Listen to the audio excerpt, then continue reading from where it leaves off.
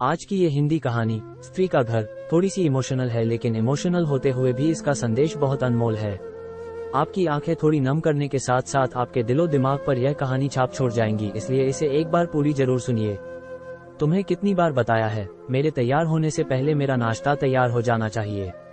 शादी के 25 सालों बाद भी मुझे क्यों बार बार एक ही बात बतानी पड़ती है। लता, तुम्हें क्या है, तुम तो आराम से घर पर रहोगी, मुझे काम पर जाना पड़ता है। तुम हो कि हमेशा बेवकूफों जैसी हरकत करती हो।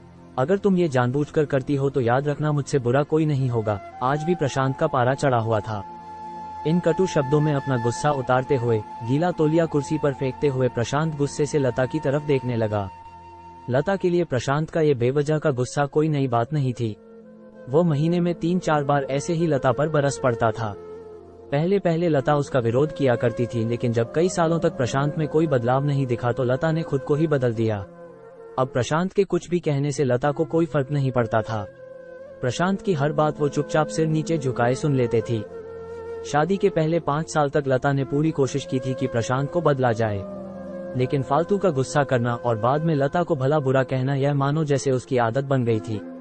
कोई भी वाद विवाद होता तो प्रशांत सीधा लता को बोल देता, अगर मैं तुम्हें अच्छा नहीं लगता तो क्यों नहीं चली जाती अपने मायके, क्यों रहती हो मेरे साथ। इतना सब कुछ होने के बावजूद लता प्रशांत के साथ रहती थी, क्योंकि उसे अपनी बेटी की फिक्र थी।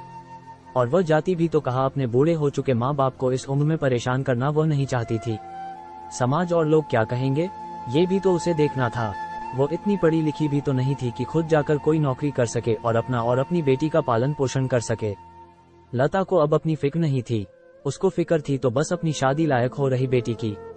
लता नहीं चाहती थी कि पति पत्नी के झगड़े की वजह से काव्या डिस्टर्ब हो। काव्या की पढ़ाई पूरी हो चुकी थी, उसके लिए अब शादी के रिश्ते आने लगे थे। कई रिश्तों को काव्या ठुकरा चुकी थी। 2-3 महीने बाद एक अच्छा रिश्ता आया। रिश्तेदारों और पहचान के लोगों ने भी लड़के के बहुत गुणगान किए थे। प्रशांत एक शाम अपनी बेटी के पास बैठकर उसे बताने लगा, काव्या बहुत अच्छा लड़का है, पढ़ा लिखा है, बड़ा घर है, बहुत अच्छी नौकरी है।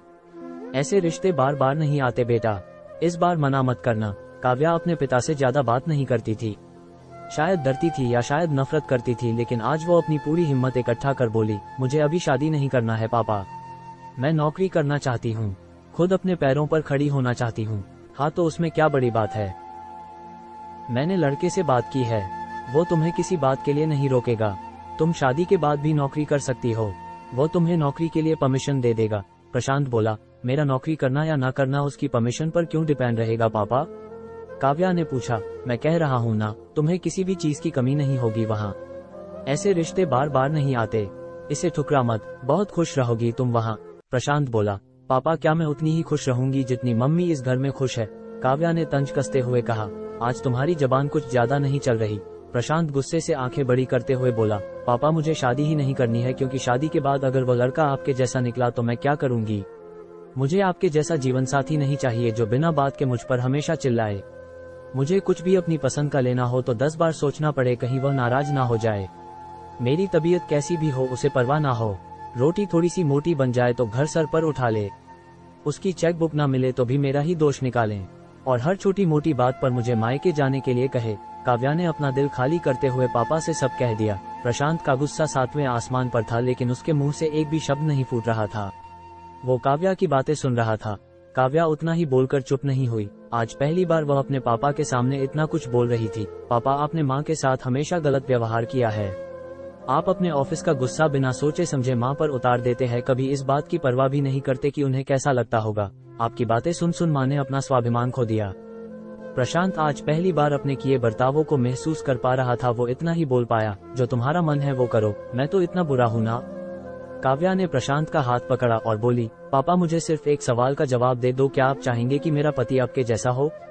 अगर आपका जवाब हाँ है तो कर दीजिए मेरा रिश्ता आज ही, और ना है तो मुझे आत्मनिर्भर बनने दीजिए। प्रशांत कुछ भी ना बोल पाया और वहाँ से चुपचाप बाहर चला गया। आज उसे लता के सामने जाने में शर्म आ रही थी। चलते चलते उसकी आंखों से आंसू बह रहे थे। प्रशांत ने आज से अपने आप को बदलने का निश्चय किया। अगले दिन से लता ने अपने पति में काफी बदलाव देखा। वो सोचने लगी कि जो हिम्मत काव्या ने दिखाई है वह हिम्मत अगर मैं पहले ही दिखा देती तो शायद आज परिस्थिति कुछ और होती। अब काव्या पढ़ लिख कर अच्छी नौकरी करने लगी थी और 3 साल बाद उसके लिए एक अच्छा रिश्ता आया और उसकी विदाई पर प्रशांत बोला, बेटा तू हमेशा खुश रहेगी क्योंकि तेरा पति तेरे बाप जैसा नहीं है। प्रशांत की यह बात सुनकर लता और काव्या की आंखों से आंसू बहने लगे। दोस्तों, हमारे समाज में औरतों को भले ही देवी का दर्जा दिया जाता है, लेकिन वह स्वतंत्रता नहीं दी जाती जो उन्हें देनी चाहिए। उन्हें बचपन से ही बताया जाता है कि वो पराया धन है।